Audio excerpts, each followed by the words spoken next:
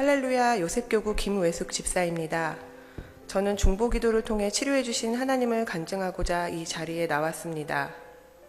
재작년 2014년 12월 말에 건강검진을 받았는데 그때 결과를 보니 자궁벽에 혈액 덩어리와 찌꺼기 등이 많이 있어서 이물질을 긁어내야 한다고 하더군요. 그리고 내시경으로 하는 수술이니 하룻밤 입원하면 되는 간단한 것이라는 이야기에 수술을 받기로 했습니다. 하지만 수술이 막상 시작되자 내시경으로 자세히 본 자궁안은 크고 작은 자궁 근종들로 가득 뒤덮인 상태였습니다. 마취에서 깨어난 후 의사는 큰 근종만 몇 개 떼어날 수밖에 없었다. 이 상태로는 근종을 모두 제거할 수 없으니 자궁을 드러내야 한다고 이야기했습니다. 아이도 이제 더 낳지 않을 것이고 자궁을 드러낸다고 해도 난소를 남겨놓으면 호르몬에는 큰 변화가 없다고, 이대로 있으면 생리량도 계속 많아지고 빈혈도 더욱 심해질 것이라고 했습니다. 정말 자궁을 떼어내야 하나 어쩌나 고민하면서 여러 사람들에게 물어보았는데 대부분 자궁을 떼어내면 더 힘들다는 이야기를 해주었습니다.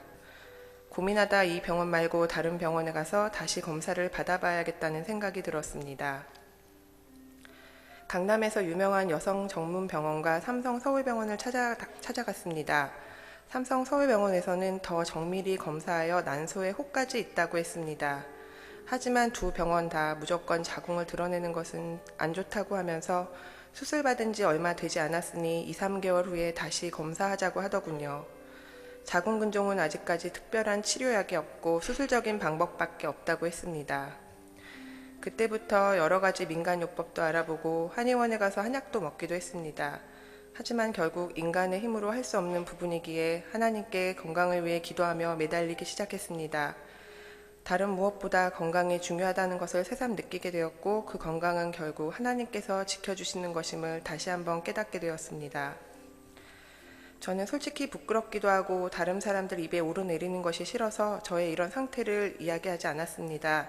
하지만 저희 어머니는 교역자님들께 제 기도를 부탁하시고 여러 권사님들이나 우리 지역 집사님들께도 기도를 부탁하셨습니다. 제가 자궁 수술 받을 때도 교회에서 기도를 해주셨다는 것을 나중에 듣고는 정말 감사했습니다.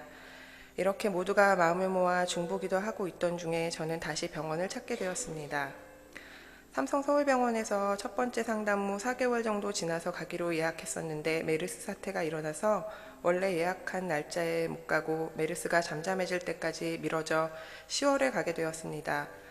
속으로는 그동안 자궁 근종이 다시 퍼지고 있으면 어쩌나, 난소에 있는 물혹도 더 커졌으면 그것도 수술하고 조직 검사도 해야 하는 건 아닌가 하는 걱정을 했습니다.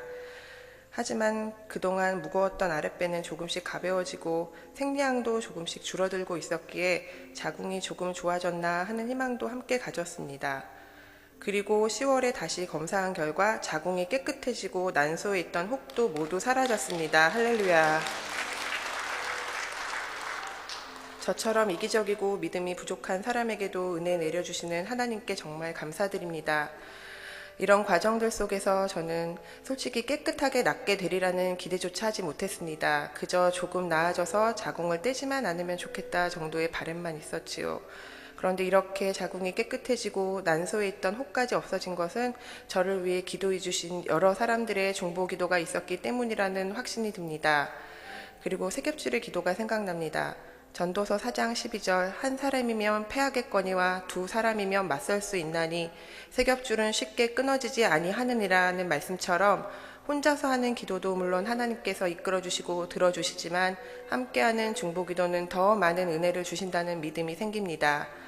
합심하여 함께 기도했을 때 치료의 은혜를 내려주셨던 나의 동행자 하나님께 이 모든 영광을 돌립니다. 할렐루야.